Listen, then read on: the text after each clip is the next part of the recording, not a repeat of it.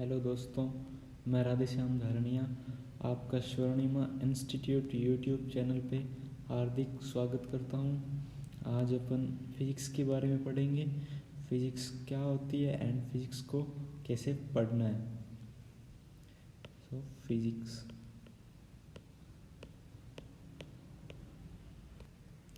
सबसे पहले अपन फिजिक्स की डेफिनेशन देखेंगे। तो फिजिक्स की डेफिनेशन क्या होती है? Study of nature and its laws.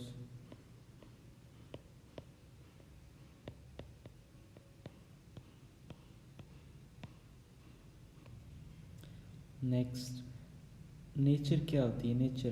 Nature जो अपने सराउंडिंग का जो एनवायरनमेंट है वही नेचर है ना। तो नेचर क्या होती है? कलरफुल होती है एंड डाइवर्स होती है।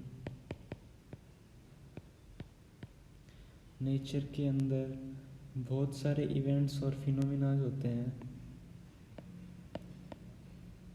Events and phenomena, for example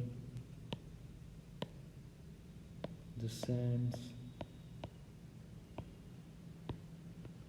wind,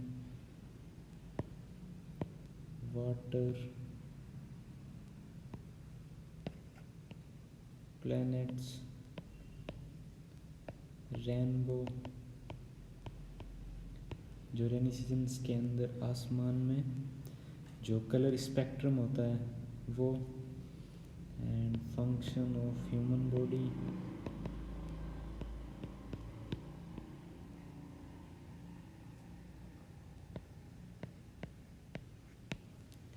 heating of objects,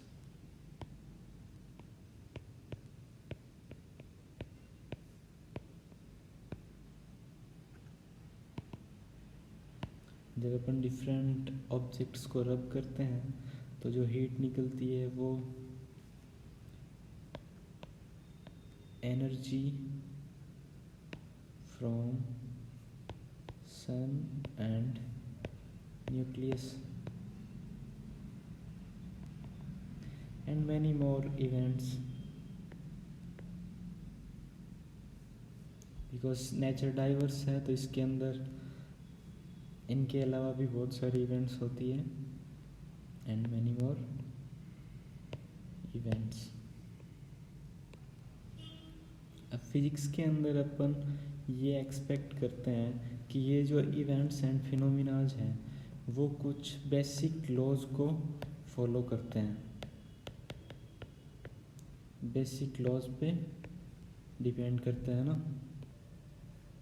उन लॉज को अपन फिजिक्स में सीक्वेंसली 1 by 1 पढ़ेंगे ना। Let's see example of some events and their basic laws. Sun के अराउंड अर्थ है जो रोटेट करती है वो न्यूटन्स लॉ ऑफ ग्रेविटेशन को फॉलो करती है। एंड एप्पल जो गिरता है पेड़ से वो भी न्यूटन्स लॉ ऑफ ग्रेविटेशन का।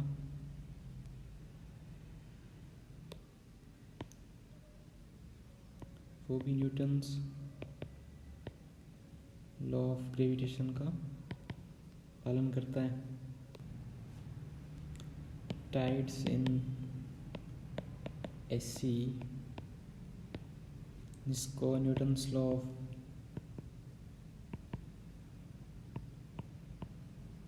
ऑफ मोशन से समझ सकते हैं।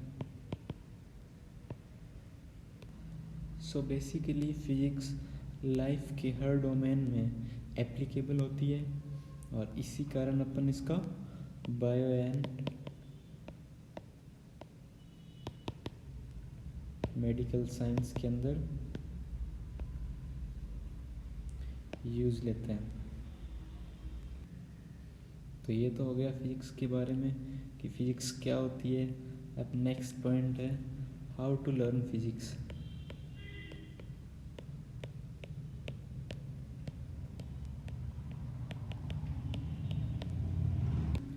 How to learn physics. तो फिजिक्स क्या है? सब्जेक्ट ऑफ कॉन्सेप्ट्स है ना। तो इसके अंदर अपने को पता है कि कॉन्सेप्ट्स होते हैं, है ना। तो each and every concept, each and every concept should be strong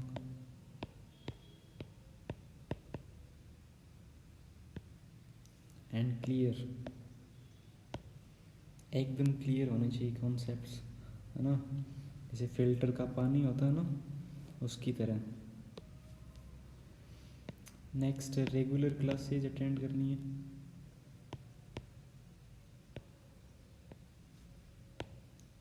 single class को मिस नहीं करना है।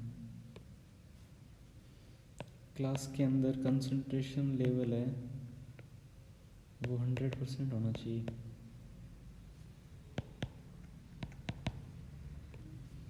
एंड नेक्स्ट थिंग है कि वन स्टैंडर्ड स्टडी मटेरियल,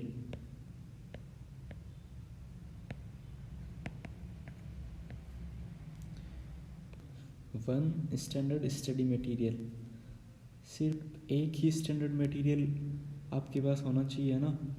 अगर आप अलग अलग बुक्स या स्टैंडर्ड मटेरियल यूज़ लोगे तो एक्चुअली क्या होगा कि आप मतलब सेम क्वेश्चंस होते हैं। एक्चुअली अपने को पता है कि हर स्टडी मटेरियल और बुक्स के अंदर 80 to 90% क्वेश्चंस है वो रिवाइज्ड होते हैं।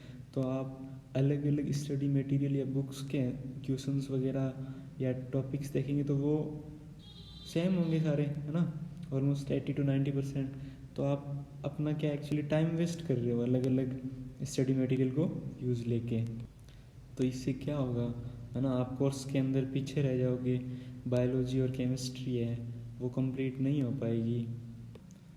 और लास्ट थिंग ये है कि आप एग्ज़ाम का जो लेवल है नीट एग्ज़ाम का, उससे हल्का सा आप लेवल इंक्रीज कर सकते हो अपनी पढ़ाई का, ना। बहुत ज़्यादा लेवल इंक्रीज करने की ज़रूरत नहीं है।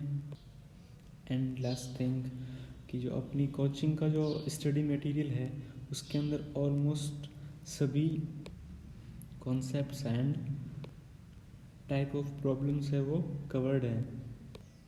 सो आप स्टडी मटेरियल की सारी थ्योरी, क्वेश्चंस एंड एग्जाम्पल्स को सोल्व करते रहिए। पूरी फिजिक्स आपके कंट्रोल में होगी। Thank you.